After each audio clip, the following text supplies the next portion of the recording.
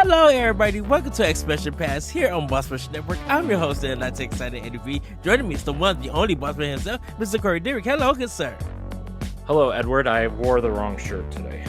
That's fine. Oh, that's okay. I have Academy of Super Pets. This is a shirt I got it from PAX.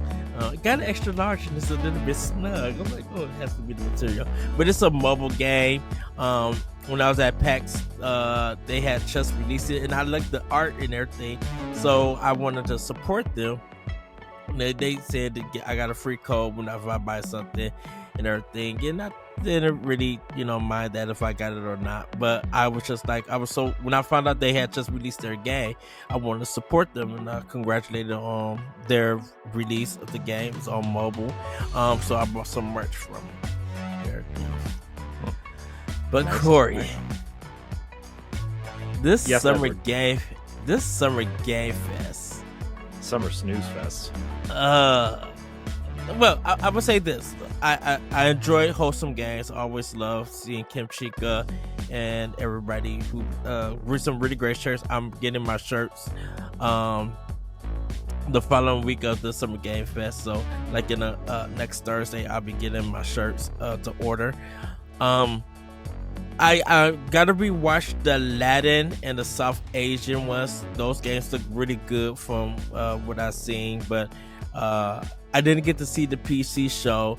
I did enjoy the Xbox show, and I did enjoy the State of Play, but Summer Game Fest itself, I almost think the State of Play was the best one. Really? Yeah, by a long shot. Not that so. Here's the thing: not that the Xbox One was bad or anything. I actually think the Xbox One was really good. It's just all stuff we knew about already, and some of the little surprises were not enough to I actually think the most exciting announcement was the Xbox Ally, honestly. But that was a real weird name when they first showed it, because it was it's called the Asus ROG Xbox Ally X. Yeah. But the ROG Ally is obviously a device that is known, right? And the ROG Ally X is the more powerful one, right? Which is what LaRon has, the black one. Yeah. And so it's very clear that Xbox has been wanting it's very clear that Xbox wanted to partner with them, right? Yes. I mean, they have been for 2 years at this point, because Major Nelson essentially unboxed it and reviewed it on the Xbox podcast 2 or 2.5 years ago at this point. And I know we've been talking about you been hoping that Xbox end up having their handheld, and it was just a rumor at that time. But so we thought that they would actually have one not connected to Asus or Steam or anyone. The rumor is that they were developing one in-house, but they were so happy with the ROG Ally product that The Verge today, June 12th, reported that Xbox has completely shelved their handheld in preference of the Ally. So okay. So yeah, I do kind of want to talk about that a little bit after. I don't know if you want to talk about it now or if we want to talk about Summer Game Fest and stuff first, because we haven't really had a chance to talk about it. We could talk about everything.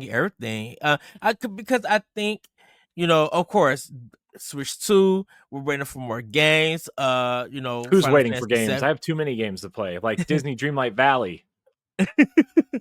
Final Fantasy 7 is going to be dropping this winter. I'm assuming the same day as Xbox is going to be dropping. Finally, I'll be able to pick up Final Fantasy 16 on Series X. But yeah, we could talk about it all. Or the stuff that we remember and everything. By the way, Mario Odyssey looks amazing on this thing. I've been trying out all the games that have Switch 2 patches or whatever, the updates, and so far they all look and run really amazing. I actually just downloaded Splatoon 3 today because of that. We got to talk about Renegades, or what? That's what it's called, right? Splatoon. Yes, Renegade. Wait, that's not right. not Renegades. Is that what it's called? No. No. Raiders, Splatoon Raiders, Renegades.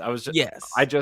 I'm just coming off Tower Casuals, and their second expansion this year is called Renegades. So we were talking a little bit about that today.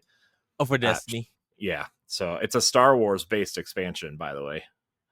Oh, was that the one that was in plan? Like, because I thought they had like some cosmetics and stuff. Yeah. Or they was gonna have their crossover. So we don't need to talk about. Essentially, they're taking like the Star Wars aesthetic and telling a Destiny story that feels like a Star Wars story, and there are Star Wars cosmetics. Like if you pre-order the Ultimate Edition of the Year of Prophecy pack, which is Edge of Fate, Renegades, and then the 2 halfway point seasons that are in between, you get the Star Wars cosmetics. The Titans can be Darth Vader, the Warlocks can be Kylo Ren, and the Hunters can be General Grievous. So but yeah, it's they said it's not a Star Wars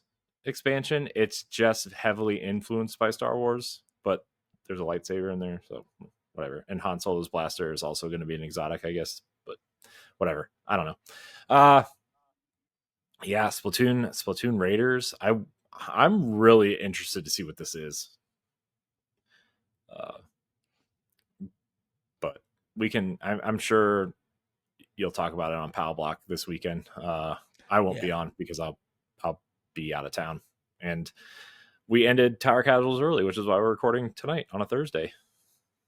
Yes, everybody. Even though Ed's dead tired because he worked 95 hours today. It's. Let me just. I'm just saying, probably because it's gonna be. I'm probably gonna be working a lot, but still trying to get these interviews and stuff done. Yeah, this extra time, overtime, dude. I'm like, I gotta set stuff aside for PAX West, while also getting Switch 2 stuff, because of my, if my check is looking good. Yeah, I'm gonna go like snatch up some. I'm probably gonna like not pre-order. I want to get some stuff for Switch 2 from like Best Buy or maybe Target, and then pre-order my Donkey Kong Bonanza. Yeah, Ed, look what I got. Look what I got in the mail today. Yes, my second dock, so I can finally like stream and record stuff. Nice. Yeah. So, I'm trying to figure all that out, but I would like to figure it out before I go on vacation, but it's probably gonna be after. But yeah. Anyways, sorry, I'm like oddly energetic, even though I'm exhausted. It's fine. Dude, you're giving me energy. I'm just like, yeah, let's go. I'm ready to talk. I'm ready to discuss. Because so I know me and you texted about the Xbox showcase, and we had our various opinions. Everybody go check out Xbox Casual. They did a rundown of it.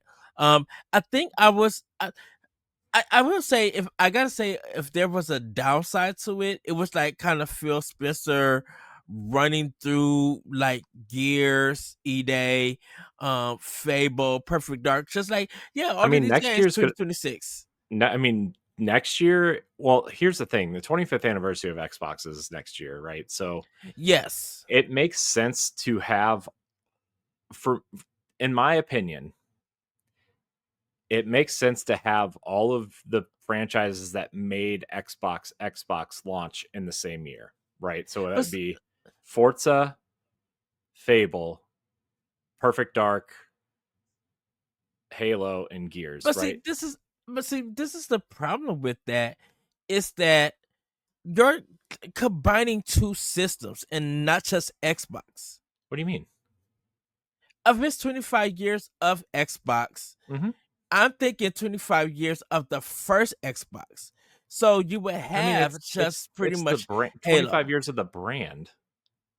But see, I think that's a cop out in a sense, Oh boy, here in we a go. way, because I understand you're you're picking everything mostly from 360, and you're only doing really one from the original Xbox, Well, which would be what do Halo. they have from the other from the other generations that's popular? I mean, I mean, they're not gonna. I mean, the Outer Worlds 2, I guess. Call of Duty, I guess, but like they. I think it's a smart move. I think try. I think I'm gonna back up a minute. Maybe, The maybe Xbox, I think. So I was talking to some people who went to Summer Game Fest. You know, Cog and you know a couple other people, and Baron went. yeah, Baron. I haven't talked to him yet. I would like to get him on at some point and talk about this. But like Yeah. the the Xbox Ally, I'm just calling it the Xbox Ally, and the Xbox Ally X. I've heard multiple people say this is going to revitalize the Xbox platform. Because of everything you can put on it and how Mm-hmm. it turns off the Windows features to have an Xbox experience. It's still PC, still handheld PC. It's not an Xbox, it's PC. But you can access your Play Anywhere library, you can access your Game Pass games, you can access, you know, your Steam games, like any kind of store that's on there, you can access it in the Xbox tabs, right? Like, you know how when you go into your library on Xbox and there's all those tabs at the top, like owned games, Game Pass, Yeah. games with gold, like those tabs, you're going to be able to put like Ubisoft Plus and Steam and GOG and like all the PC stores in those tabs as well. And I think that's a really smart move for this. I think that's awesome. Dependent, is it dependent if you have an internet connection for most of it? Yes, but I think you can play. There's a way to set it up to where you can play your digital games without being connected to the internet. Um, Because I'm assuming there's like a SD memory card or something in there it that you takes. could download your Yeah. games on there. Well, The it purchase has. game. Yeah. Well, it has a 1 terabyte hard drive. So Okay. the Ally X has a 1 terabyte. I think the regular one has a 512. But essentially, like, I mean, this is what I've been waiting for. This is what I've been holding off for, especially now Mm-hmm. that Xbox seemingly has shelved their own. And you know, I was playing. I'm like 15 hours into a new uh uh uh new game plus on Expedition 33 Expedition right now. 33, And I was like which I'll sitting be there. getting next. I'll be getting that next week. I I was playing it because I was downloading some games on my Switch 2 so I could take them on my trip this week. And Mm. I'm like, man, how awesome would this be if I just had the ROG Ally X right now and I was just playing this in handheld mode, like just playing this while I was watching something, which is how I prefer to play games at this point. Uh, and I'm just like, I'm fighting this really hard boss, and I'm like checking my Switch 2 while I'm fighting this boss. I'm like, man, I could just like be playing this, you know. Uh, by the way, my I got my Monolith edition confirmed that it is now in production, and I will be receiving an email in the coming weeks for when it's shipped. Nice. So I don't know. Also, I'm pretty mad at the IGN store because I bought that Expedition 33 shirt last Thursday, Yeah. and they said it would be there within 3 to 4 business days, and it is now the opposite Thursday, and it has not come yet. I haven't even Oh gotten a no. shipping confirmation from them. Oh no. So don't buy anything from the IGN store if you want something. Anyways, enough of my rant. I think I'm really I'm like really excited for the Xbox Ally to go along with my Switch 2. And the thing is too, is like it comes with a dock. So like you can plug it into a TV or a monitor or something. Which is also very exciting. Which I say your move, Steam, because I thought you had to buy the dock for Steam. You have to buy the Steam Deck dock, but it's also like $500 cheaper, probably. I mean, if you buy the ROG Ally X right now, like the one that's out right now, it's $900. Yeah, so that's what I was wondering. Was the price thing? I didn't see They no haven't announced the information. price yet. Okay, Which is telling me it's going to be at least, even if Xbox subsidizes some of it to get people in the door. mm-hmm. This tells me this device is at least going to be $700. I'm guessing closer to $800 or $900. Would a 600 price point work for everybody? Not with the specs that are inside of this. I think the cheap one is going to be $500 or $600. Just a Xbox, the Xbox Ally. Ally, yeah, just the regular one, yeah. I think the Xbox Ally X is going to be closer to $800 or $900. If it's going by the ROG Ally's pricing right now, it's going to be $900. Because nothing is custom made, I don't think. No, it's all off the shelf parts. The thing is like it's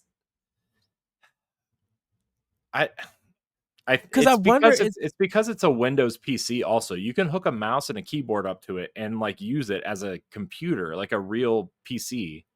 Kind of right? Like, because I thought the Series X was almost like that. You can put like a mouse and keyboard to it. You can, but this is like you can boot it into Windows and use like you can like surf the internet and type on Microsoft Word and Google stuff, and so it's like a PC. Yeah, like that's what it is. It's just it boots into an Xbox mode and turns all that stuff off. But you can like boot it into Windows and use it as a PC, like if you have work to do or something, right? Like you can do that. So, I mean, which is okay. So this is a mid to low range gaming PC for $900. I mean, you're not going to buy a PC that cheap, right? And this one you can take with you, but still, like, because I'm surprised because like when Microsoft had their tablet ones, I think these may still have it. The Surface tablets? The Surface, yeah. I don't know if they do. I thought it would be like on that level. It's way more powerful than that. But then I was just thinking, because I was thinking like the components of the Series X being put into a handheld. Oh no, this is not a Series S. This is Series X. This is like somewhere between. This is somewhere between the Series S and the Series X. I think the cheaper one is more of like a Series S Switch 2 situation. Okay. So that's why I was thinking of the price point being a little bit cheaper because of the parts that are in the X will be put into that Ally X. Since it'd be on the go, it'll be a little bit cheaper with more functionality, like for the Steam, Windows, and all of that. And for some people, probably put Linux on there, and everything. Yeah, so. I think some people who. Here's the thing, though. Is like if you want to like customize your thing and use it more as like a PC gaming device and not an Xbox gaming device, they're still going to sell the ROG Ally, which is what PC gamers will probably want, right? Because then you can load like Steam OS onto it. You can load Armory Crate and all these other garbage things that the ROG Ally has right now, right? Like, I'm not saying garbage, that it's garbage. I'm saying garbage like I don't know how to use it and I don't really care about it. But I think this one in particular is just for the Xbox gamer, right? Who wants to play their games on the go, who has Play Anywhere library, who takes their games with them on vacation and then wants to load it up on their Xbox when they get home, right? Like that's the player I see playing these games. So like the only hurdle they have to find a way over is the Xbox 360 and original Xbox backwards compatibility. Because once they figure that hurdle out, whatever this device is, this ROG Ally X, Yeah. that's going to be Xbox moving forward. If they can figure out how to get the licensing from the Xbox 360 and original Xbox era games, those licenses over to the PC versions, or somehow making those digital versions of the 360 games run on a PC, which So if you're shady, you can already do that, but you know what I mean. So my Xbox library, I'm not going to count physical stuff. I'm just going to count the digital stuff that I bought for my Series X. Mm-hmm. None of that will work on the Xbox Ally, right? Because they're not the PC version. It will. Anything Xbox, anything digital. Let me rephrase this. Anything digital that is a quote unquote play anywhere title, Xbox One forward, will be playable on this device. Which I think, so like Final Fantasy 16 was just released on Xbox. That is a play anywhere title. You can play that on your Xbox, on PC, and on this. So, anything on Game Pass is a play anywhere title from Xbox One forward. So it's like almost a switch. So anything that I bought, like, because I have like Gears 2 and Gears 3, they were part of that. Yeah, but those are so those will not be playable on this device because they're 360 games. And that's why everybody wanted this collection instead of just the first game, because those two, 3, and Judgment are not available on PC anywhere. You cannot play those games legally on PC. So that's what I was wondering with my Xbox purchases of digital. Not all of them going to carry over, I'm assuming, because with the Xbox, with the Gears collection, my physical was only for the first Gears, and then everything else was the 360 version or the digital version that got upgraded. Yeah.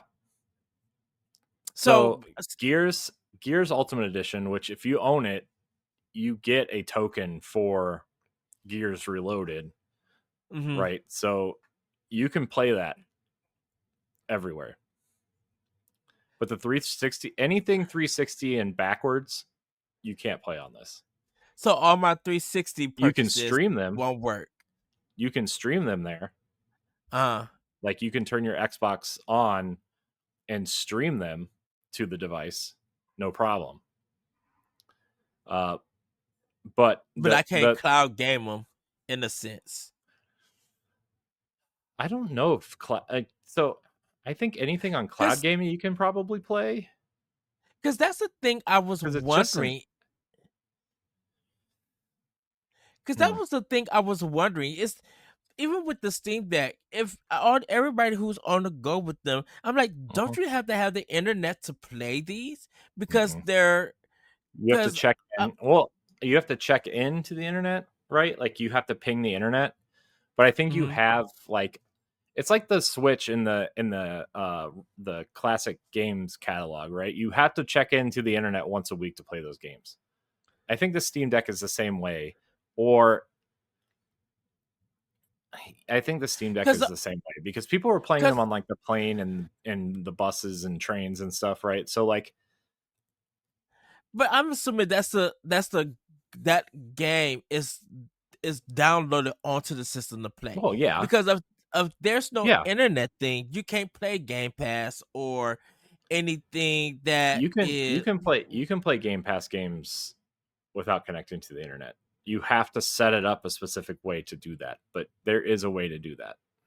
But that's downloading that game to your system, right? You have to download you can't stream the game if there's no internet because there's no internet, so you can't access the game. You have to download it. And that's what I was thinking with like even Steam Deck and this Xbox Ally is that I know it has to play anywhere, and it has to be games that you purchase. That's what like the theme is kind of getting. And maybe I'm just misunderstanding things on how this style of handheld systems work Ed, compared to misunderstanding? No Switch. way. Because I think because with Switch is that you got the physical cartridge or you got the Hmm. digital, and you can take it on the go. You don't have to Right. worry about no internet connection unless you want to play like the NSO stuff. Well, here's the That's thing. all of that. If you have two Switches, only one of them is your home console, and if you want to play it on your secondary console on Switch, you have to be connected to the internet.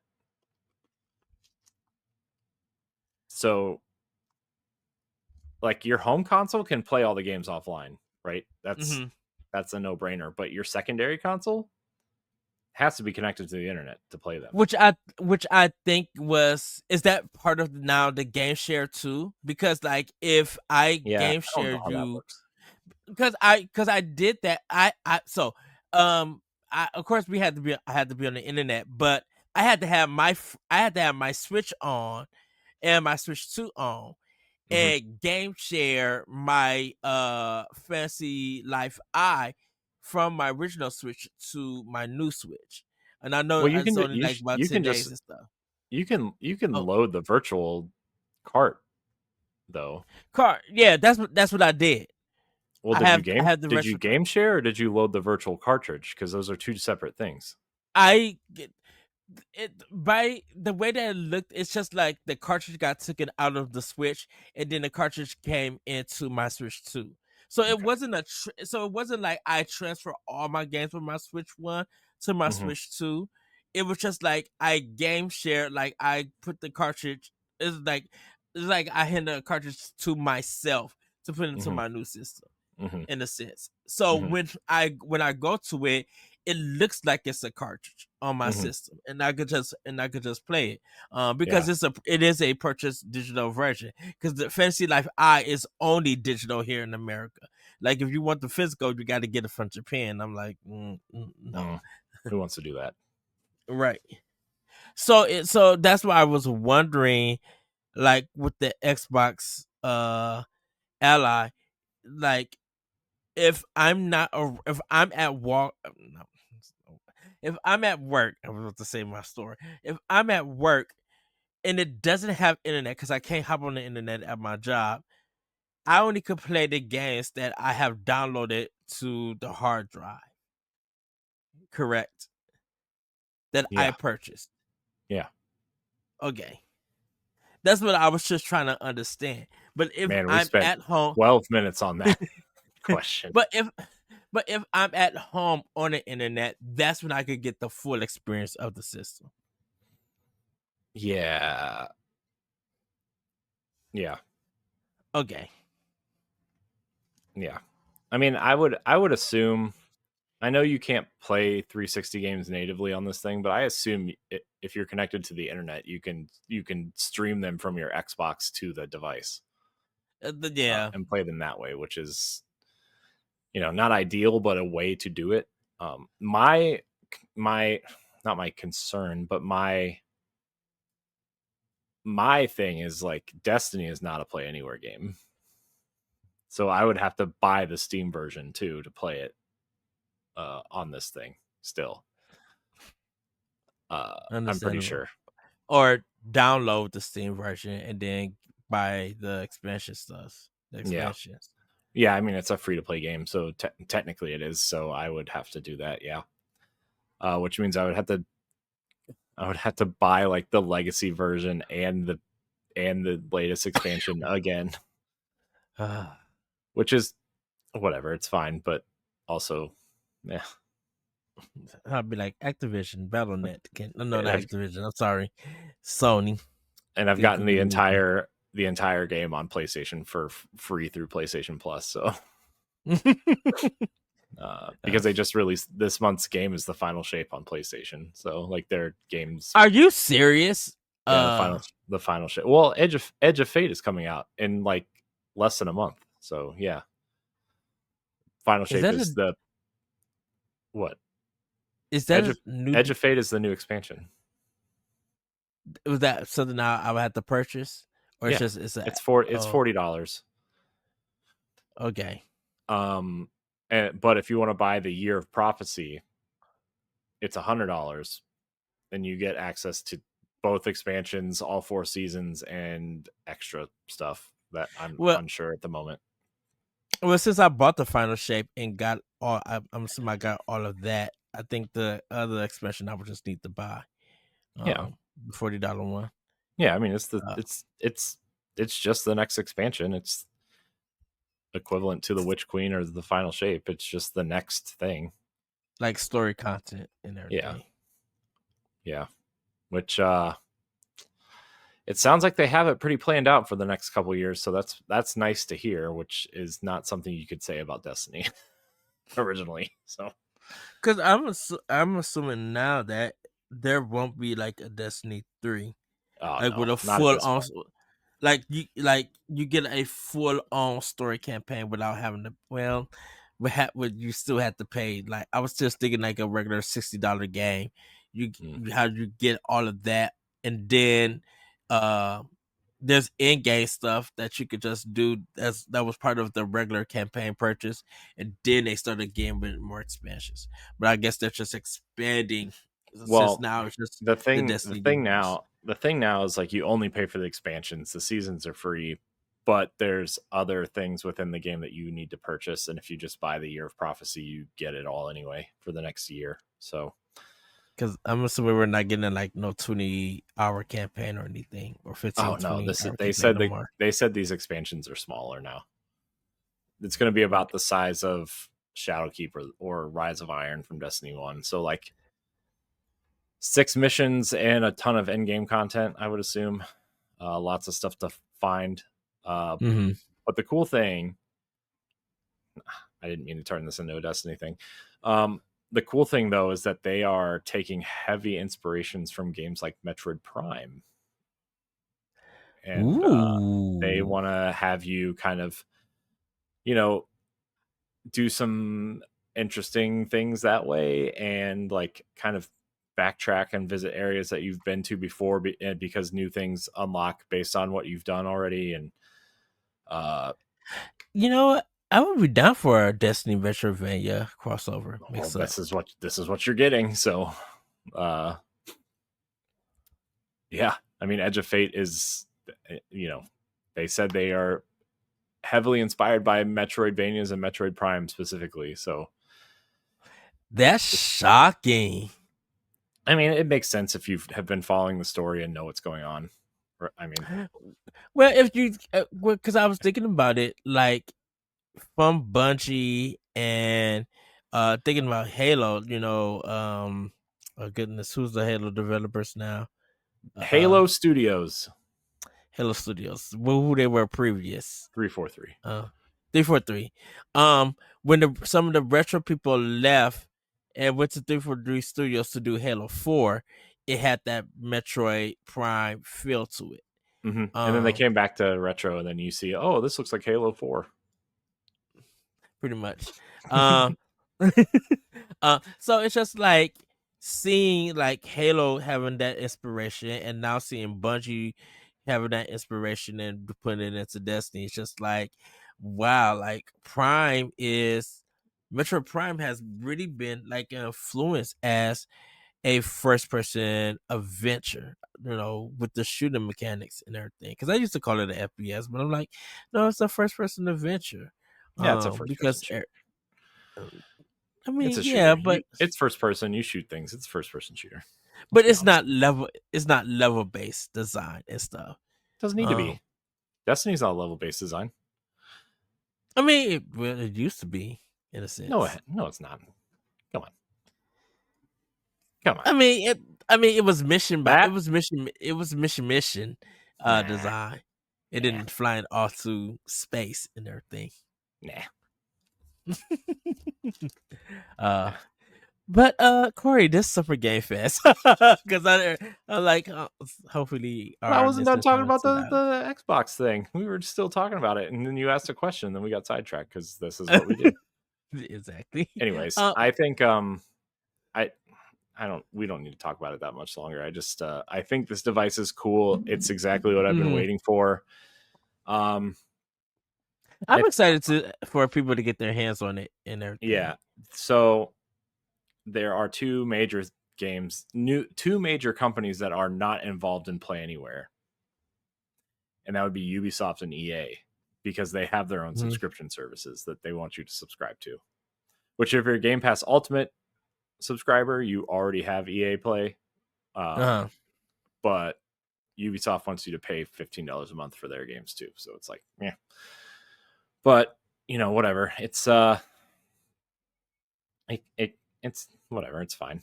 I'm really interested to see how this does. Really interested. Yeah, because this really could change the course of Xbox's trajectory.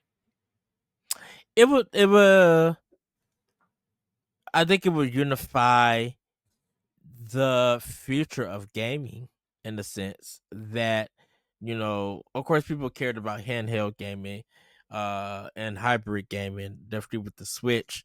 But to see that PlayStation, Xbox, Nintendo, and Steam is now on this somewhat new competitive level of which hardware to have, which handheld to have. I mean, I still don't think the Steam Deck is like quote unquote competitive. I mean, the Switch 2 has been out for like less than a week and it's already outsold the Steam Deck. So like, it's not like 3.5 million. Oof. I mean, it's not like competing directly, but I do think that the Switch and Steam have changed the idea of what people want from handheld gaming, which is like, the Vita promised like console gaming in handheld, as a handheld, but it didn't hit the mark because they were dividing their resources and they wanted their studios to work on, obviously PlayStation 4 was coming out, so like they wanted people their studios to be working on PlayStation 4 games and not the handheld that they just put out randomly for some reason.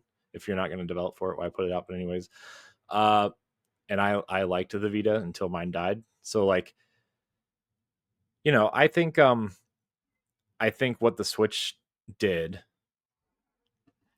originally with the Wii U, right, is like, oh, well, people want to play handheld games, so why don't we allow the system to provide that? And we've always said the Wii U was just the Switch backwards, and the Switch was like the true kind of what they envisioned the Wii U to be, right? I think the Wii U is like the concept leading up to what right, but gaming I is mean, now. yeah, but I mean, you know what I mean? Like the Wii U was just backwards from the Switch, and now we have a more powerful Switch, which is what everybody has been wanting for like 2 or 3 years, right? Yeah. And now it's competitive with the modern consoles, and Steam, right? I mean, that they just kind of backdoored themselves into the Steam Deck and already providing people with the library of games that they already own. And so like you see the handheld market kind of, oh, well, these are games I already own. I can just take them with me and then come home and put them on TV or on a monitor or whatever.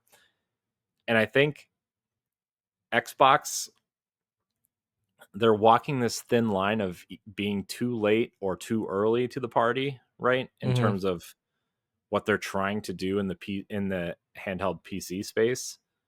But I think if they can kind of navigate these conversations, if they can navigate them correctly and kind of provide the Xbox fan base specifically with a device, and they can convince them to be like, look, we're working on getting the older games onto the device, right? We're working hard to make sure that Windows 11 and Xbox are, one and the same, essentially.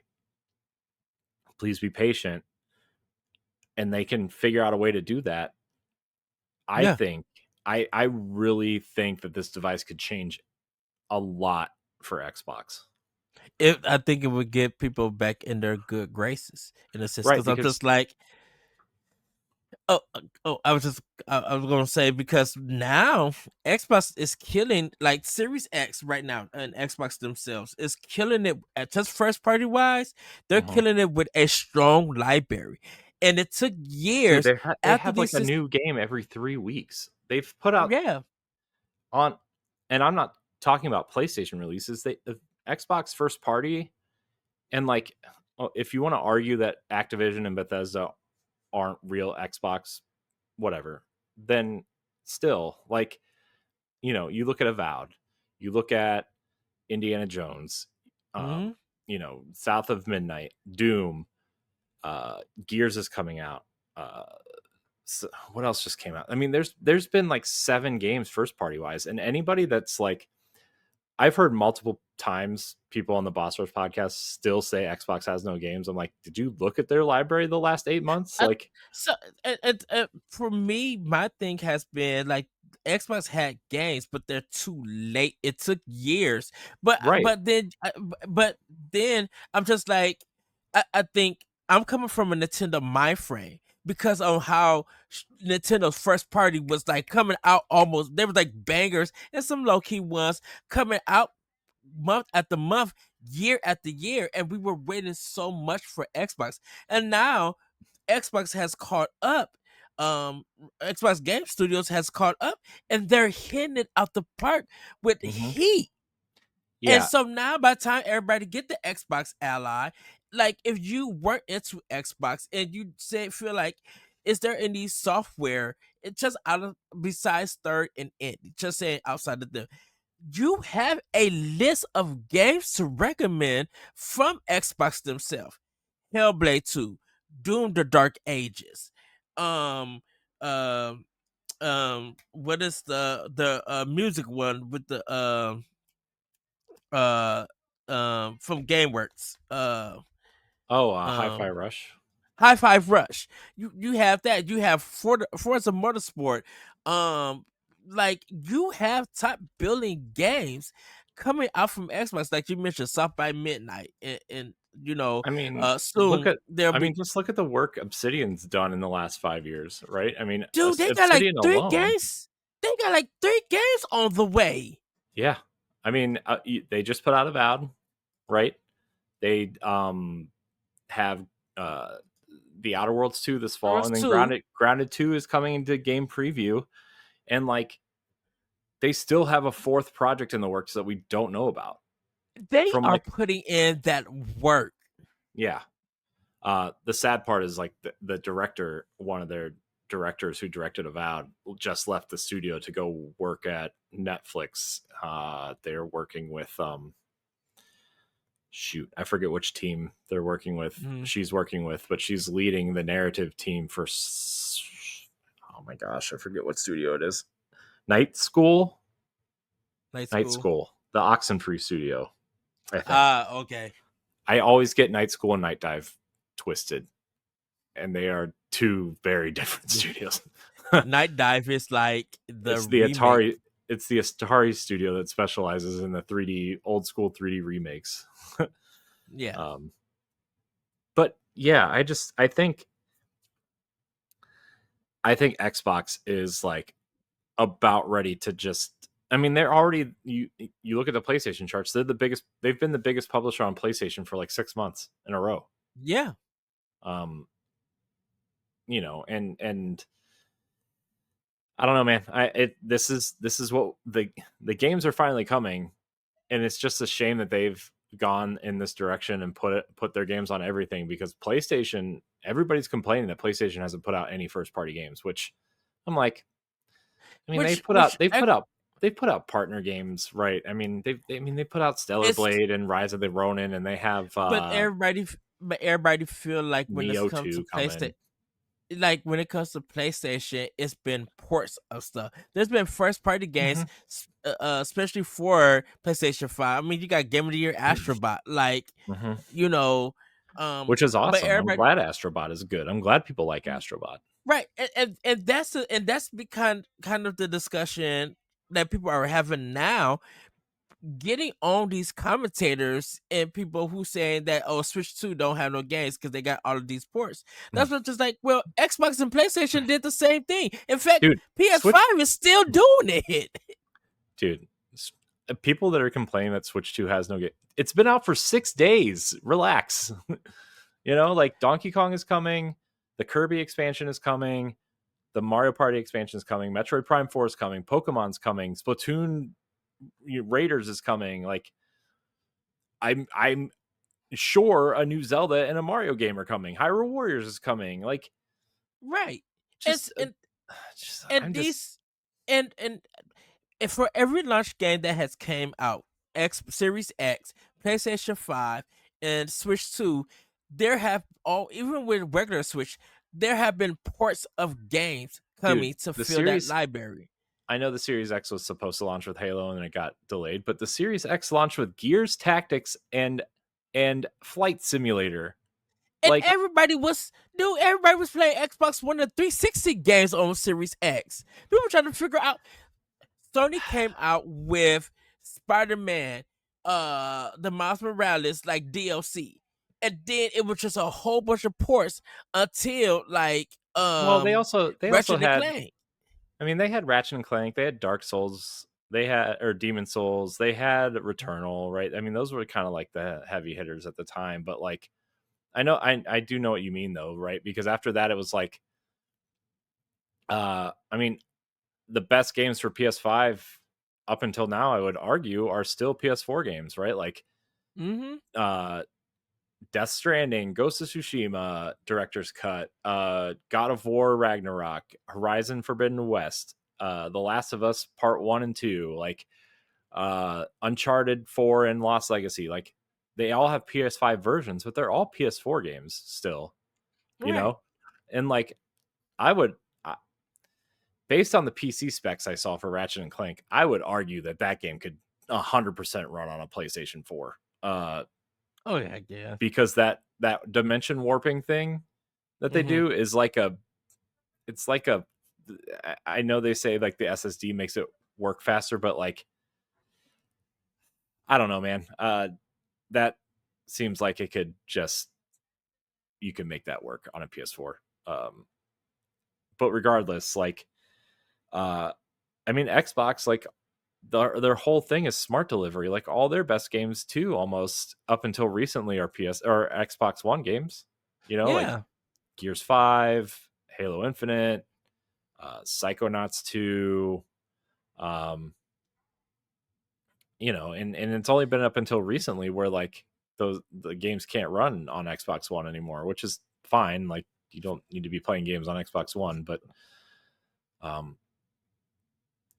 yeah, man, I think I think that this I really think that the tides are turning finally for Xbox. And I mean, I feel like we've been saying that for like 2 years, but like, man, Gears E-Day looks amazing, even though I'm mad it's not Gear 6, but like, Gears E-Day looks amazing. Perfect Dark seems like it's going to be a winner, right? Even though it is kind of in a genre that I'm not into. Fable looks awesome. I know Fable people are like it's going to be funny.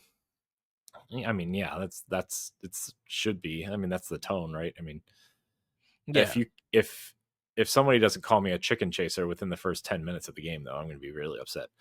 Wow. Even like the potential for a Halo Combat Evolved full on remake sounds interesting. To kind of give Halo Studios like that reboot that it needs, right? Because I mean, 343 just has such a bad stigma attached to it. And then obviously, like, Forza Horizon 6 is probably the Forza game coming out next year, right? Like, I'm assuming, yeah, because Motorsport came and went. Well, Motorsport's a live service game, so like, you wouldn't be making a sequel to that already. Well, the reason I say it came with, because same thing with like Gran Turismo, is that I know they did sales. I know people who love racing games and stuff think they're great games. I think they came and went mentality is that they came out and they just went nowhere where people are talking about them. Like they Mhm. like, oh, those games are out, or people don't even like think about those games are being out. Like Forza, when Forza Motorsport drops, nobody really was talking about it. People were playing it, but there was no talk about it and Yeah. everything. Yeah, And I think, I oh, just go think ahead. like it's just one of those games that quietly does well and nobody talks about because it's not like, I mean, It's the I'm it's the not a MLB the show thing yeah, too. I'm not a car guy, so like the only people probably talking about those games are like car people, right? And it's Mm-hmm. like, oh, I'm not a car person, so I'm not going to talk about it. Even though like I think the driving is great, right? I think that stuff is great, but like Yeah, I'm not the audience for that, which is and fine. Forza Motorsport and Gran Turismo in their own respectable ways look phenomenal, look fantastic. And Mhm. each of those should be happy for what they put, because they put in the work for those games to look beautiful, and they really do look good. Yeah. By the way, the one thing we didn't mention, being a PlayStation, is that all the PlayStation games that are available on Steam are going to be playable on this thing, Mm-hmm. which I wonder how Sony feels about that. If that's going to prevent them from bringing things over, because No. like they've, I mean, not in, here. Let me finish. Because they've been putting things on PC at a faster cadence than they were at the beginning, right? Mm-hmm. I wonder if this is going to cause them to like not stop putting things on PC, but slow down. Like instead of 6 months after it comes to PlayStation, maybe it's 9 or 12 months after. But also they're If making money, so it doesn't matter. exactly, They're probably just like, you nah, you just took everything out my mouth. Sony's yeah, getting that coin. They're getting that yeah. PC coin. Well, the only reason why I say that is because all of those Bandai Namco licensed games that they're doing, like Hot Mm-hmm. Shots Golf and Patapon and like what was the other one? Whatever, right? Like those aren't coming to Xbox. They're only coming to Switch 2 and Switch 2 and PlayStation Mm-hmm. 5. They're not going to Xbox. I wouldn't So be that surprised I mean if they come later on that down those and aren't everything. exactly like their AAA heavy hitter franchises or anything, but like they're still skipping the Xbox. Well, and because they probably don't feel like that Xbox have that kind of audience where Nintendo does. Like Patapon, like I that's a mean, Hot Shots Golf. that's what it is. What? I just go. There's no golf game on Xbox that's any good. There's no golf game anywhere besides Mario Golf at this time. I mean, yeah, but that's what you're competing with, though, is Mario Golf, and I would argue Hot Shots Golf is much better than Mario Golf has been Oh lately. no Mario argument Golf against hasn't that. been good since the GameCube. So What's where's a DS one, right, or 3DS one? I heard the 3DS one was kind of good. People I were don't know. enjoying that. I don't remember, man. I I mean, don't yeah, I play know. I mean, it. Mario Golf World Tour, I think, was the 3DS one, and people loved it, but I never got it. Or last time I played the golf game was on the NES. Well, you know, And unless I'm in the beat 'em up and we're at a golf course, I don't. That's a genre in a game series I don't touch at all. well, So, do you guys enjoy golf? Hey, that's awesome and everything. I hate But golf, dude. I hate playing golf. I like golf video games. I hate playing golf, dude. I hate I it. mean, It stresses me out. what's the putt? Like when you're at like Miniature a golf? miniature Putt golf, putt? like yeah, putt, like that's fun. Like Well, that's yeah, that's not real eh, eh, golf. well, exactly. That's what I play, and Well, I have fun and everything and laugh. That's the stuff that I like to play. I'm not about to be in no pastels and try to oh, hear come on. people clapping. I'm not about to do all that mess. I don't got time for that. Not that attitude. If I can't kick you in the air and then throw you in the water and move on to the right, I don't want Have to you do it. Or seen beat you Happy up with the Gilmore? Yes, I have, and Oh that man, second one looks, I guess, it's question mark. yeah. I don't have anything to say about that. Well, Super Game Fest. Since we kind of, I do want to say I did, like I said, I did enjoy the Xbox presentation. They do got some games. The Clockwork Revolution does look really fun. That was the highlight of the show, in my opinion. Yeah. Planet of Lana 2 looks pretty good. That's kind of my highlight of the show and Yeah, it's everything. so I liked that first game, but like, does it need a You know, sequel? uh, it's I mean, I still need to finish it cuz I have it on Xbox. Um and I think I appreciate the artwork and the look and the flow of it. I just need to put more work into it to play that That game to see if it needs it to. that would be a game I would play on the Xbox Ally. Yeah. Uh, It seems calm and chilling yeah, and stuff. I'm kind of surprised that game never came to Switch. Planet of Lana. I thought it did. Nope, It not did that it? I'm aware of. Oh. I'll look for it, but I don't think it did. I'll look it up. But yeah, I don't think it did. Yeah, it did. Hmm. Playing a lot for Nintendo Switch. Um, Well, I is in didn't know fact that. it's in fact it's on the Nintendo Store. There's a sale on it that ends on the 19th.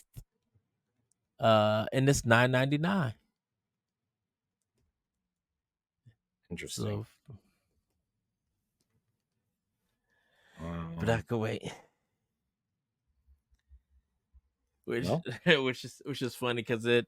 I Huh. was thinking of the game Rhyme, and I started just looking for summary and explanations of the ending of Rhyme and just hearing what people think and everything. And I was just like, man, like I miss games like this, like Rhyme, and but I'm so happy we have like Greed and Never and stuff like Are that. Stuff that's you talking about Greed. are you looking forward to Sword of the Sea? That game that everybody thought was Journey 2 for 5 seconds? No. I yeah. I swear that was Journey 2. I was like, I are they making a there's sequel some to Journey? it looked like some assets where it's coming from because I I mean, have Journey on. that sand motion is 1,000% from Journey. Yeah, that running animation is from Journey. I'm like, this almost looks like the world of Journey. I will say this because I have Journey on PlayStation 4. It went on sale. I finally was given a chance, and I don't like it. I'm Yeah, like, it's I thought I was one of the only people that did not like Journey. I tried to play it like 4 separate times. I'm like, I it's don't know. the directionless portion Just feel of this game. It's just like, what do I even do? Because I can understand not explaining stuff. you're supposed to explore and walk to the top of the mountain. And like randomly a multiplayer person will come in and join you. Here's the thing. It feels like one of those, you know how I always, not always, but like kind of complain about the games that everybody says are amazing, and only like once in a while is that game actually like, I feel like that game is actually worth the hype, like Expedition Hmm. 33 or Near or something. Yeah. This feels like one of those hipster games where everybody says, "Oh, this is amazing," and it's like, you don't do anything in this game. You just walk around. I I'm not saying it's a bad game. I just don't understand why people love it so much. And The maybe it was a time and experience. place thing, and maybe like if you experienced it when it came out, like maybe you would have had a different feeling about it Mhm. than you would if you played it now, but like I just don't understand it. I think the thing to me is just like I keep saying directionless is that with the experience I'm getting nothing out of it because there's no narrative, there's no reason behind it. and Well, stuff. it's just Like, it's about the journey and how you get to the top of the mountain. It's not but I to me there's a clear direction. I just don't care for the direction. But I'm like, I'm not getting nothing out of this journey. If I want to get something out of a journey, I'll play The Last Guardian. I'll play Hellblade 2. I'll go back to Gree.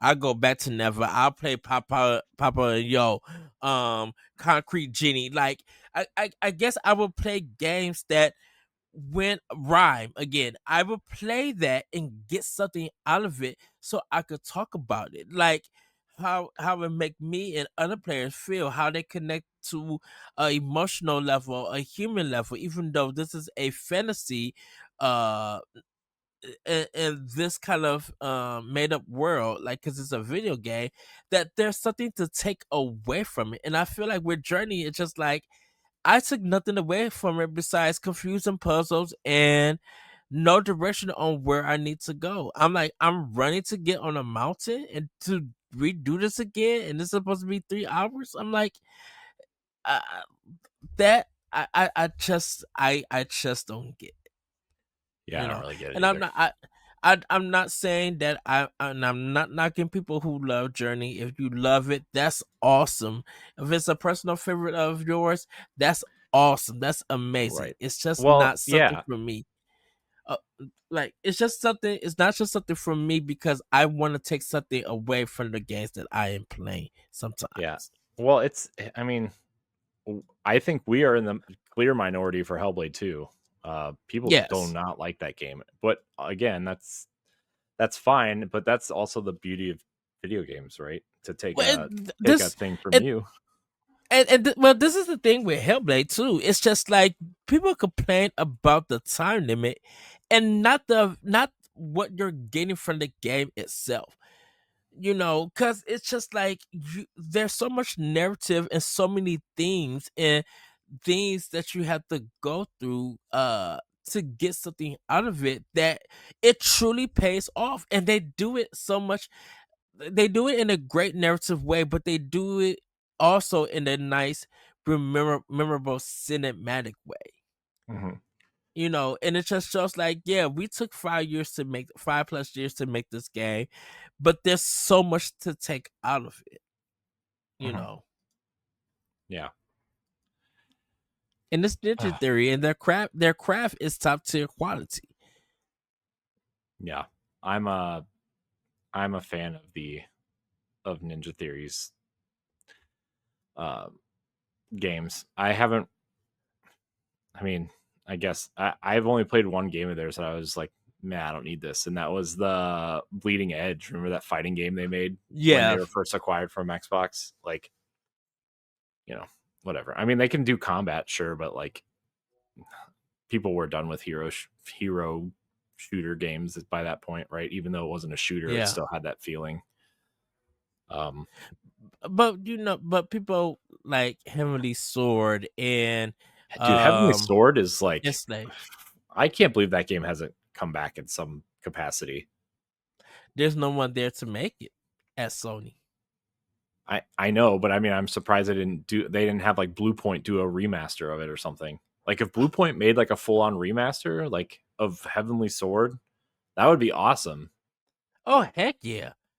But I don't know, especially the way games like Nier and uh Bayonetta and Stellar Blade are all super popular with like stylish action. Like this Hmm.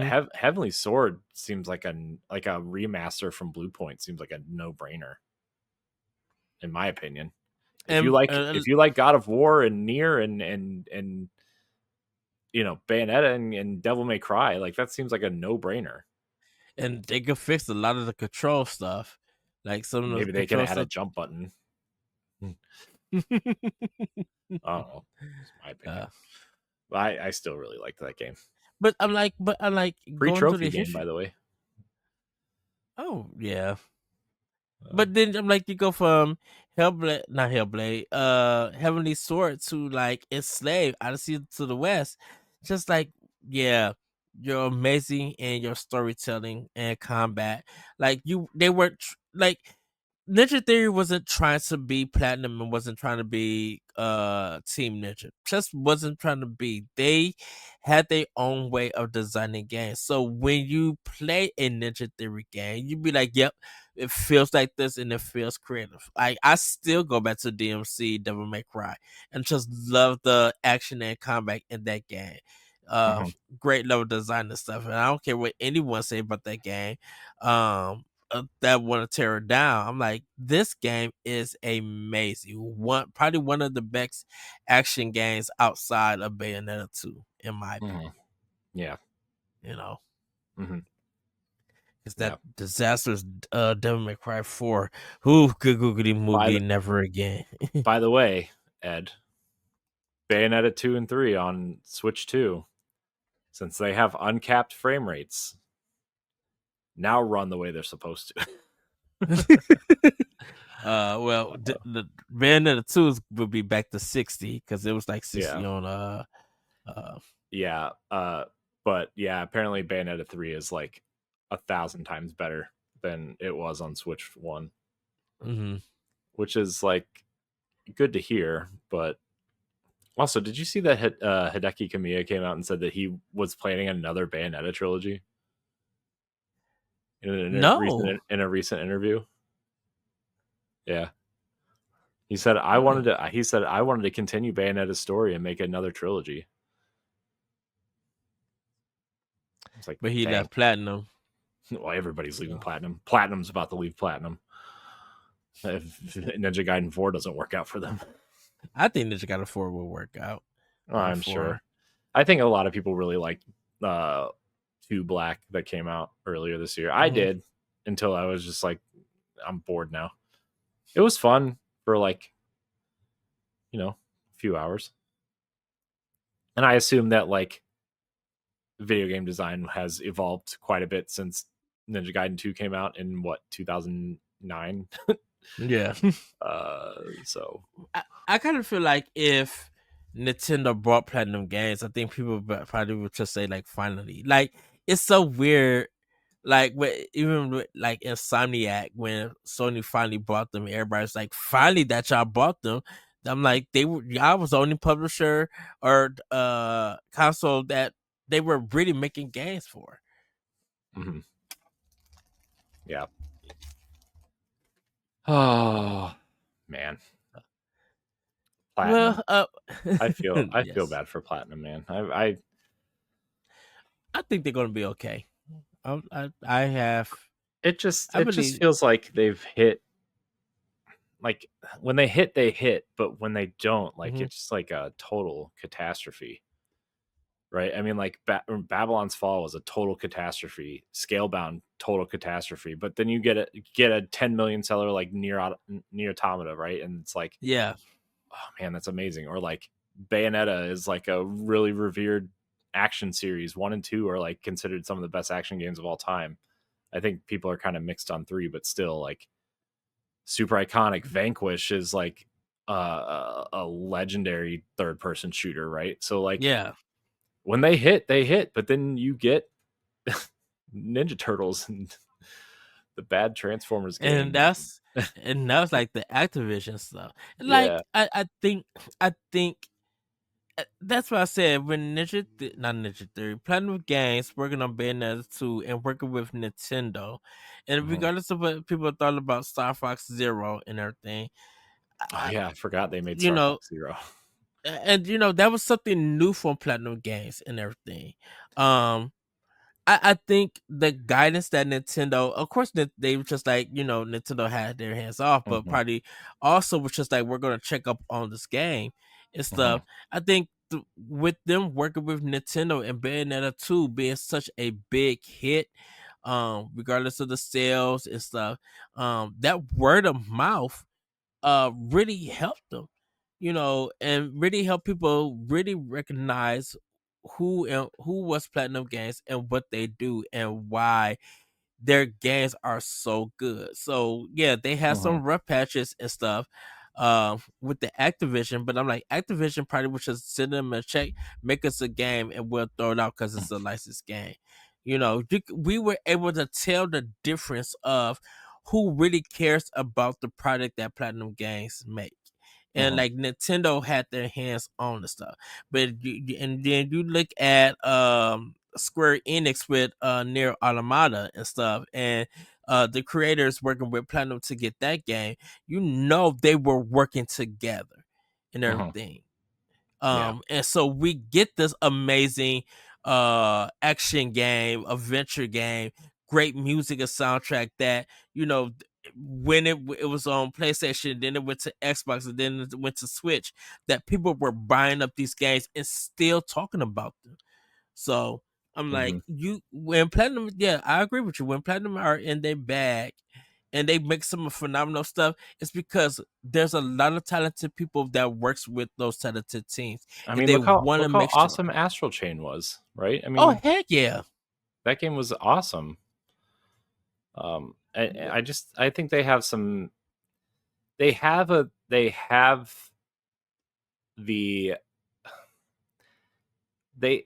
something special there. I think that's quite obvious. I just think that what makes them special kind of hurts them in the mainstream. And so, like, yeah, the hardcore will be drawn to them every time they see PlatinumGames, right? It's like, oh, Platinum, what are they going to do? What's going to be crazy about this one? But like, I feel like the average gamer like won't be drawn to their games, and that's sad. And I think that's why they're so hit or miss. And I think that's why Nier Automata is a big deal, right? Is because that game is very niche. I mean, it's a pseudo sequel to a very niche game, right? Which had two versions of it. So, you know, and I think Nier Replicant, I'm shocked that never came to Switch, by the way. I think it's only on PlayStation. Well. No, it's on Xbox also. I own it on Xbox, but yeah, it didn't do well. A lot of people was really feeling it. I think though, when they announced it, like they're like, this does not play like Nier Automata. This is not the same style of game. So just, you know, but I bought it because I'm like, I think a new Nier project would be awesome. I think Nier has a really, man, I would really like to play that again. It runs the same on Switch 2 as it does on Switch 1, which is fine. It's not like a deal breaker or anything, but it was kind of like, I wish this like looked or ran a little bit better, you know. But like, I mean, it runs fine. It runs at 30. It looks and runs exactly the same as the Switch version, which is perfect for the Switch. But like, I don't know. I wish they would give it that small bump to like 1080p and 60 frames a second and maybe a little texture pack here and there. I was listening to Fine Time podcast today, and they were talking about people are one of the podcasters was just like, I really do hope that in the future, if games could hit 40 frames per second and get it locked in, I would be fine going with that over 30 or even trying to reach 60 and stuff. If games can hit like a straight 40 and it runs great, they would be down for that.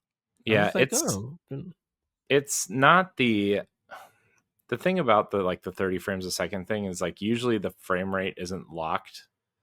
Like if you get a locked 30, I think it's fine for certain games. For most people, it would be fine anyway. I mean, but then like you look at something like Breath of the Wild, right? Which was like, for the most part, 30 frames a second until there was like, the field was on fire and there's like 10 enemies around and you're trying to fight them all, right? Then it was like mid-20s, low 20s, high teens even in some cases. But like now you look at the Switch 2 version, it's like, oh man, there's ray tracing, there's HDR, it's 60 frames a second, fluid, there's like all kinds of cool things going on. Like dude, that game looks so much better. I didn't know that game could like really look any better, but dang. And everybody was just like, this is the way to play the game. This is the I'm excited version. Yeah, for sure. I definitely am going to like because I want to pop in tears and play it, like do the update. I know. And just like get lost in the world Once again, because I want to even do that with Breath, and just like I already beat the game, but there's so much in this world I still haven't explored. I haven't did all the shrines and stuff, but I'm like, there's got to be some areas that I just still have not visited in this map, and I just want to play it and go. You got to upgrade your armor sets too. You got to do Mm-hmm. all the stuff for the fairies. Like, there's stuff in that game that like to get 100% in that game doesn't require you to do. So, I want to see that dragon again. I want to try to fight it and everything. Good times, huh? Zelda. Exactly. Before we get out of here though, how are you enjoying Switch 2? I am really enjoying it. I definitely need to start doing some of my Switch One games playing on there, Uh-huh. because I'm still just playing Pipistrello and the Cursed Yo-Yo. I held off I free roam Mario Kart like last time we talked on Power Block, but I haven't played more of it yet because I'm so stuck into one game. But I tried a little bit of the Fantasy Life I, and it was running a little bit better. But like the first party Nintendo stuff that have the updates, I want to put in and give it a try. But I've been playing it almost. Well, I haven't been playing it almost every night due to the fact of work stuff. But Uh-huh. when I'm home and stuff, I'll play it. I have missed appointments, no, personal appointments that be like, okay, I'm supposed to be set this time for doing this writing and stuff, but I can't stop playing Switch 2. Uh-huh. Like I just can't. Like the Pro Controller, I'm enjoying. I can't wait to get the camera. Like I can't wait to get more games to get the accessories. I'm gonna have to get Cyberpunks. Because everybody keeps talking about it. Like and it feels like, yes, I have it for Series X. Yes, I am planning to get it on Switch, but I'm just like, Cyberpunk might be my first physical game for the system. And everybody's enjoying it on Switch too. Yeah, I am I've been playing a little bit of it on Switch too. Mm-hmm. I'm about like probably 4 or 5 hours into it. Um I so see like I played it already. So like to me it still feels like, oh, I played this already. Oh, I remember this. Oh, I did this already. But like the big draw for this is like the novelty of having it on Switch, right? Like it's the same Yeah. it's the same as The Witcher, right? But I didn't play The Witcher, so like my 25 or 30 hours with The Witcher 3 on there was like amazing because I never played it, but like I put 40 hours into Cyberpunk already on Xbox and beat it, and I'm like, I I'm not I'm not finding it as appealing. It looks incredible though. Like I can't believe mhm. this is running on the Switch too. Like I mean, I'm not used to how powerful the console is yet. So like because Yeah. like Mario Kart, like okay, yeah, it looks better than Mario Kart 8, but also Mario Kart 8 is a 12-year-old game, and this game should look better than Mario Kart 8. But like it's still Mario Kart. But like you go into something like Cyberpunk or Street Fighter 6, which I've also been playing a little bit of, Mhm. or some Hogwarts Legacy, and it's like these are like 100% comparable to like the Xbox Series version that I played already. Yeah.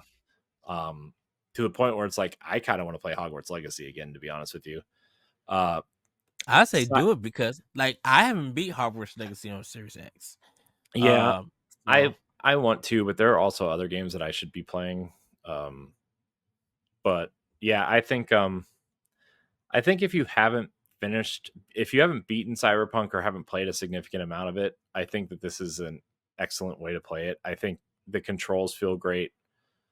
It runs it runs higher than 30 frames a second. I would guess somewhere in the mid 40s. Um it there When you put it on a TV though, there are some aspects where you're like, okay, this is supposed to be played in handheld mode.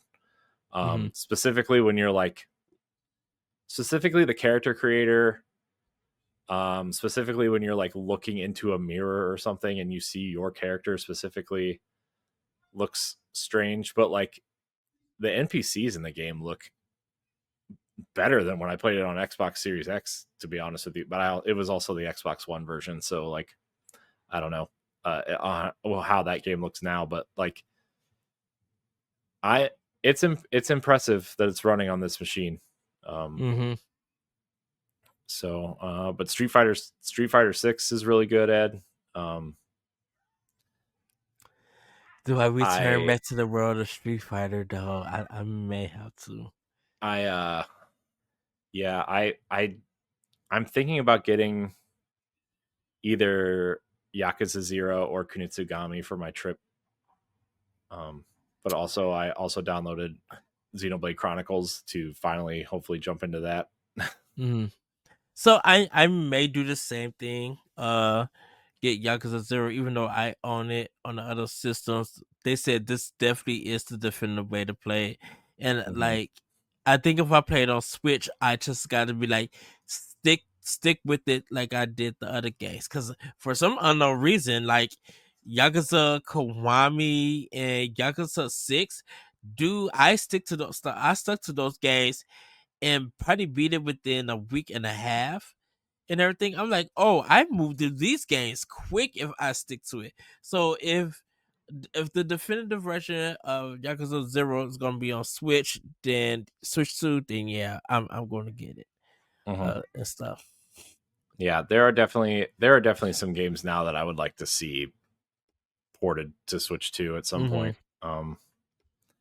You know, I still need to especially get. after.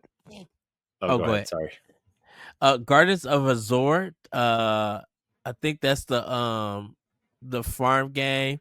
Mhm. Um, I think is that Rule Factor. I think so. Uh, Yeah. Um. I when I was at PAX, I did the PlayStation version. Mhm. Uh, but I think I'm gonna get it, and I'm gonna end up getting it for Switch. Yeah. There are definitely games on here that I think would gain a second life by being ported to Switch too. Um. I'm looking at games like Dragon Age Inquisition, or not Inquisition, but Veilguard would Yeah. be something that would probably do very well on the Switch too. Uh, Immortals of Avium would probably do well. Uh, Oh yes, I want to play on Switch.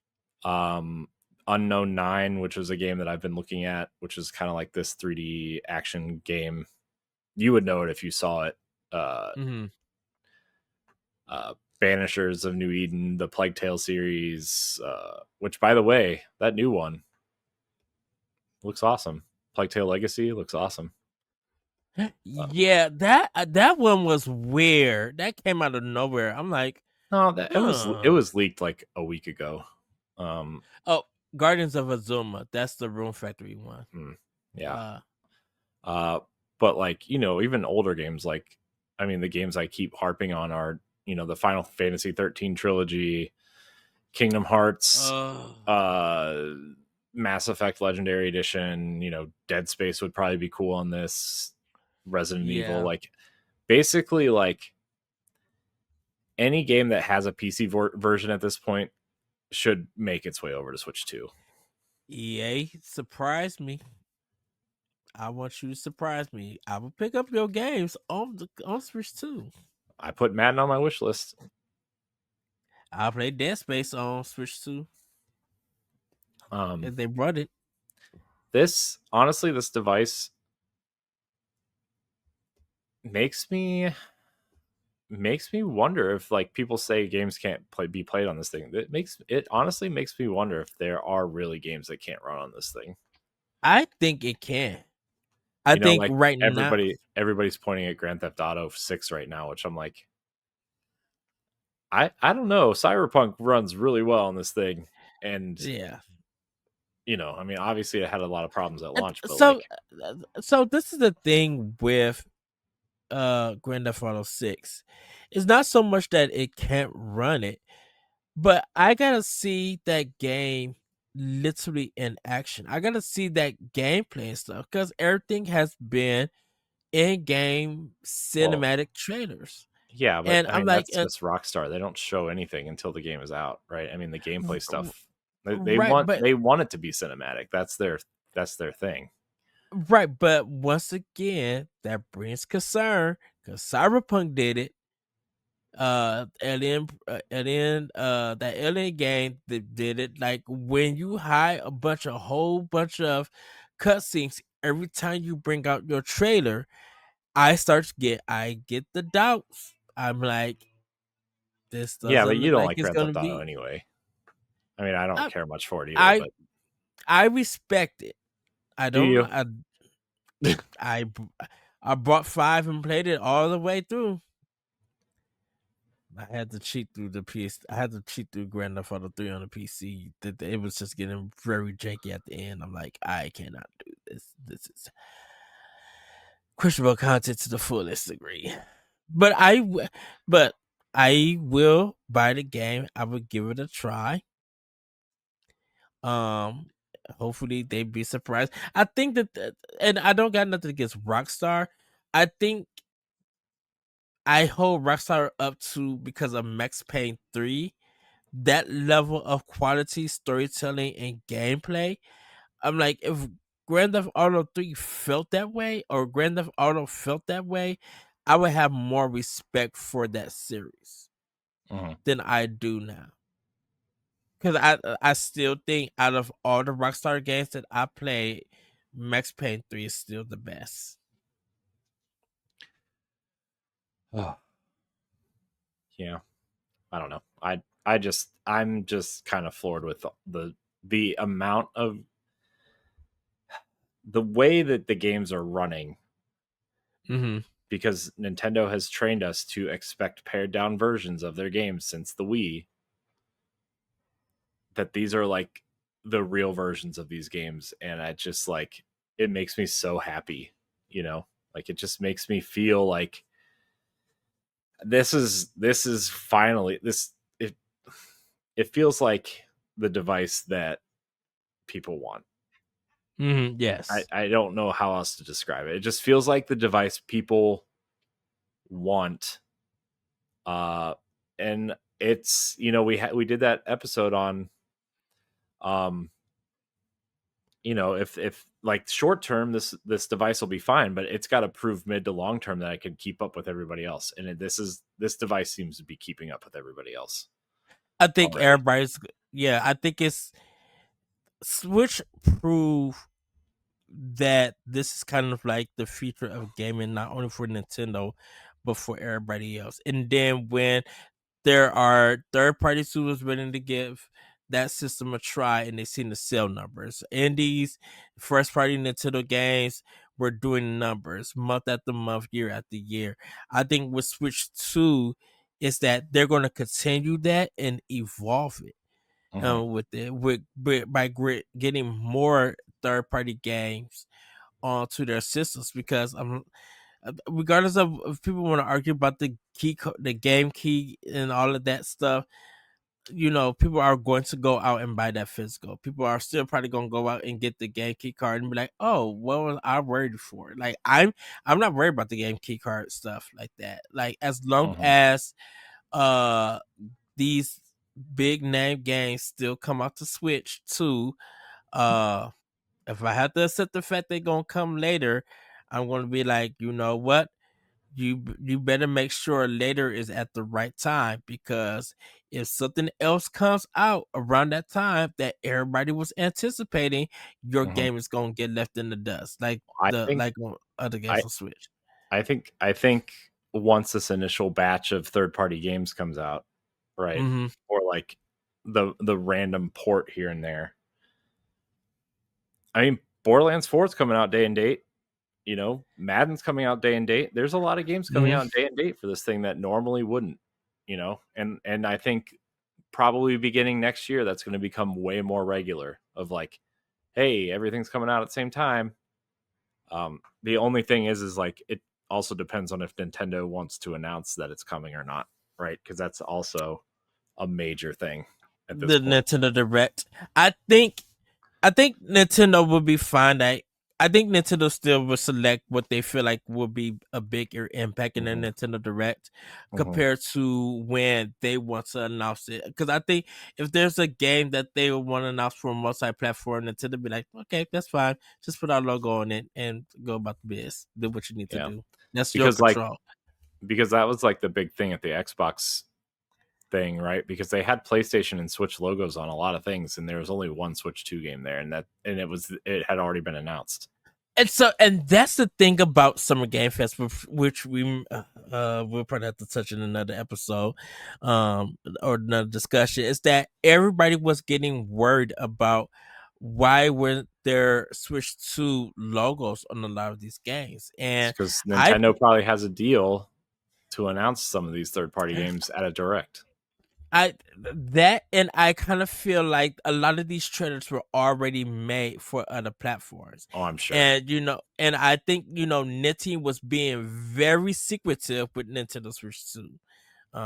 Just to get Genkai and the stuff that they're going through. So Yeah. I think that some of these games will come to Nintendo at a later date, which will be fine. Um, but I think a lot of these trailers were already done and already made and sitting Yeah. out for like Jeff Keighley and stuff. Mhm. Because I'm like, if you look at even wholesome games and stuff, yeah, there's games coming out everywhere, but a lot of that stuff was still Steam. And if they Mhm. say Switch, people are gonna play them on Switch too and Mhm. everything. Yeah. You know. Yep. Um. Yeah. So yeah, so I say give it. I definitely would say definitely give it to December to the holiday and stuff. When we see more game announcements, definitely. If I was Jeff Keighley, I'd be like, hey, let's get Nintendo Switch 2. We want to make you the big thing for the Game Awards, because if you look at Summer Game Fest, Corey, we probably could have played a drinking game on how many Switch 2 commercials was in the break, because that was everything. Nintendo was just like, here's our money. We want to advertise our system. So you can't say, well, I didn't know Switch 2. No, you saw the Summer Game Fest. Everything was Dude, Nintendo Switch 2 for commercials. our Walmart, our Best Buy, and our Target, all of their parking spots towards the front of the store have Switch 2 advertisements on them. Every single Mm-hmm. one of them. Like the those big cement poles, that so you don't like run into the store. Yeah. Essentially, like all of them, Switch 2s. Best Buy literally says a thing that says buy Switch 2, home of Mario and friends. And it's like, oh, okay. Well, that's you know. And then as soon as you walk in the store, there's a big red sign that says Nintendo Switch 2 out now. And it's like, oh, okay. Well, clearly they've done a great job, obviously, right? Of like stirring up some hype for this thing, and they clearly have enough units for people to buy, right? I'm seeing people walking into stores buying them. I mean, you walked into a store and bought one and got yours before I got mine, and I pre-ordered mine. And I was just like, "Oh, this is by luck if I get one." Like I did not. I mean, I got paid. I had the money. I was just like, you know what? I'm gonna try and just see. And just by chance, I was able to get one. Mm-hmm. And Matt Storm, he just got his and everything. Like yesterday, I was Yeah, just like, "Oh, cool." I saw them post on Instagram. That was cool. I like seeing people post things like that. It's fun. Yeah, I need a new phone or a camera. No, you don't. Cause my picture's something. But I definitely need a new phone because my phone's getting like very janky. So Mm, I need to get a new one. yeah. Oh, I just found out. Like, speaking of phones, not really phones, but like all of my Mac computers that I've been keeping up to date pretty regularly. Uh Their new operating system that's coming out in the fall, like only runs on Apple Silicon. So like the M series chips and the A series chips on iPad. Um, and all of my stuff except for my work computer runs on Intel. So like they're not oh compatible with it. oh Uh, no. yeah. So I mean, I figured. I mean, it's not a big deal. It's just kind of. I mean, my desktop I got before the pandemic, so like I half expected that to be done. But I'm gonna try to keep them all up to date, because the current operating system will be supported, but it's, there's newer ones out there. Anyways, not important. Just, you brought it up and it reminded me of that. And so I told the story that nobody cares about. Well, Corey, I think we're gonna wrap it up there, even though we didn't. I know we could. We could keep talking for 3 more hours, but we tried to get to Summer Game Fest, everybody, but like Xbox was a big deal. I mean, Xbox was great. By the way, new Super Meat Boy 3D platformer looks awesome. Wait, when? At the Xbox show. I don't remember seeing that. Yeah, it's Super Meat Boy 3D. Did I fall asleep at one point? I mean, that wouldn't surprise me. Oh shoot, dude! The Summer Game Fest. I missed Wire page for it. I sent it to you in the chat. Okay, I'll check it out. It looks awesome. The Summer Game Fest portion, I think it got like halfway, and I was out. I didn't even know that Mina was there. I was gone. I laid down. I'm just like, well, I guess. I mean, to be fair, I turned Summer Game Fest off like halfway through. I was so bored. I was so bored, dude. I don't need 3.5 hours of like. Oh my goodness, this game looks like a platonic game, and I'm kind of here for it. Doesn't that look awesome? It does. It's giving me ukulele vibes, and I'm like, yeah, I'm gonna need this. Yeah. There are no ghosts at the Grand. I'm pretty excited for Final Fantasy 16 on Xbox also. I am too. I didn't buy it yet because I'm going on vacation, but I will probably get it when I get home. I'll get it tomorrow. I mean, not tomorrow. I'm gonna get it when I get paid again. I'm probably planning to spend like $300 on games, and everything, because I'm like, my check is gonna be big for the next. I think my check is gonna be big for this, and then,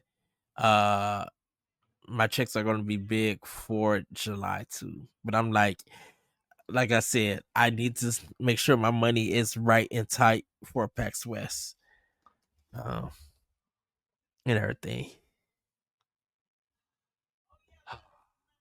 Because I'm excited to go. I don't know who's all gonna be there, but I'm super excited to go to PAX West. Oh, Ed, I forgot to ask you. What up? Are you excited for the new Bloodstained? Yes. Okay. So this is the crazy thing. I thought it was Castlevania the whole time. But so I knew it was. I didn't think it was Castlevania. I knew it was Iga's art style. It was the way that it looked, and I was just like, "This looks like." I'm like, "This is Bloodstained," but I didn't know if it was a sequel or if this was like an expansion. It's a prequel. Oh, it's a prequel. Okay. It's set 600 years, I think, before the events of the first game. But it's considered as Bloodstained 2. Mm-hmm. Right. Yeah. It's a Red Dead 2 situation. Oh, good movie. Okay. Oh, it still bothers me that it's called Red Dead 2 and it's a prequel. Oh, it still bothers me so much. I don't know why it does. It affects zero things about my life, but it really bothers me when they put a 2 on something and it's a prequel. Well, shoot, Bloodstained got 4 games all together. I'm like, dude, those 2D Castlevania-esque NES-esque ones. That first one is really fun. I really liked it. I didn't finish it because I'm terrible at those games, but it was really fun. But yeah, I'm definitely into it. I wonder if Wait For It's going to be helping them again. I beat Bloodstained on Xbox, but there's like a lot that I'm missing, so I want to go back and try to get everything. Well, they've also added a ton of stuff via paid and free DLC, so. Yeah. Man, I could keep talking for hours, but I'm so tired. Like, I'm running on pure adrenaline right now because you texted me. Like, I texted you and you said you were sitting at home playing Switch 2. I'm like, we gotta do something. Yeah, because I can't just take a night off. you wave high, and I was just like, oh, I'm like, boss, like, bro, here, hey, look, and I was kind of hoping, I was kind of just like, I'm hoping we could record tonight, get something done, because I'm just like, it's Thursday. I know you're doing Towers TC. I'm just like, but I'm like, we could probably get a good recording in. If We anything. did. And yeah, shoot, we did this is like half a show about but I mean, but everybody, you know, all of our shows would be like 3 to 5 hours if we just didn't contain ourselves, and most of them are anyway. So, yes, we still have our 4-hour show, everybody, for Switch stuff. So go check that out. But Corey, I think that's gonna be a wrap on this episode. boo, party pooper. Definitely, when you come back, we're gonna be talking more. We're still waiting for that Nintendo Direct, and I'm like, I think because of Switch, I don't think it's happening. I think it may happen at the end of the month. I don't think it's happening. They announced a new Splatoon game randomly today. It's not happening. I know that, and they got the Nintendo app and stuff, but I think with the heat of Nintendo Switch 2 being so good, this first Nintendo Direct is going to be super important because in case of people who don't get a Nintendo Switch 2, still got their Switch, Nintendo said they will still want to support the system for a year. So I think we're going to be getting games that could be played on either system, or I mean, I think you're going to get both for a longer than a year. I think it's going to be about 2 years. It depends. I mean, obviously it depends on what the game is, but like, I still think you're going to see ports of older games to Switch 1 and Switch 2 versions of them up, And knowing Nitty and Microsoft, they got something up their hands. Nitty and Micro is being shy and quiet. I'm like, y'all got something. I don't know what it is. Microsoft put Minecraft in that Sonic racing game. So that was like, huh? I mean, Microsoft and Sega have an awesome relationship, clearly. Yeah. Anyways, sorry, you've tried to end the show like 4 times, and I'm trying to like... No, because for that State of Play, when I seen Luminous and I heard that track, I was super excited. Dude, I was so super excited to see Mizuguchi. I'm just like, it's been so long. Where have you...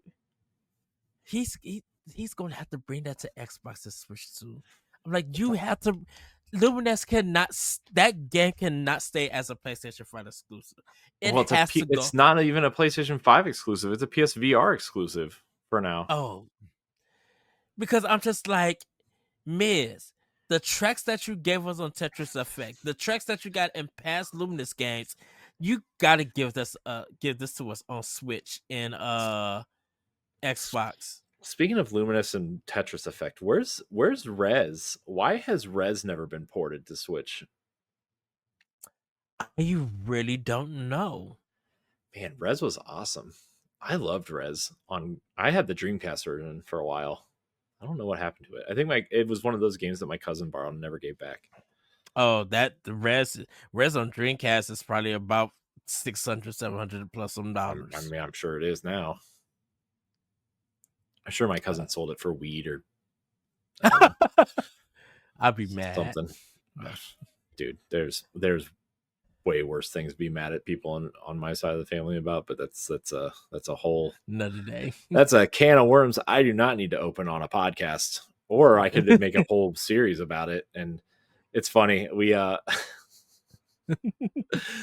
my sister-in-law and we were like, we should start a podcast, and like we came up with a great name for it. I'll tell you off air because we still might do it, and I don't know when or how, but we still might do it. But it's pretty good. It's pretty good. Well, everybody, that's gonna be it for Expansion Pass. This one was just definitely I won't say an unplanned episode. We did try to talk about Summer Game Fest, but there's just so much goodness that's happening in gaming right now. Yes, we know about the layoffs that is happening, like at Ben Studio and stuff. So, hopefully those developers do find work. if there are publishers or other developers looking for help and everything, please look out for them. Check out their resume and stuff, and everything. But yeah, I feel like, Corey, that we're going into a great summer with Switch 2. We're super excited for what Microsoft is doing with Xbox. Sony look like they're going to be on the right track. Gaming for summer look like it's going to be hot. In a good way, and just like the releases for the rest of the year, I'm super excited and can't wait to see the next Nintendo Direct. And there's going to be probably still be some showcases and stuff that we're going to be checking out. But with that, everybody, have a great week, have a great weekend, and we'll see you next time on Expansion Pass. Bye, everybody. Goodbye. If you want to see how you can become a Patreon producer, head on over to patreon.com/BossRushNetwork. The Patreon producers for this month are Adriel Munger, Austin Campbell, Celeste Roberts, Sana Dirrig, Francisco Santillan, Matthew Keel, Retro Stoy, and Christian S. Thanks for your continued support of the Boss Rush Network.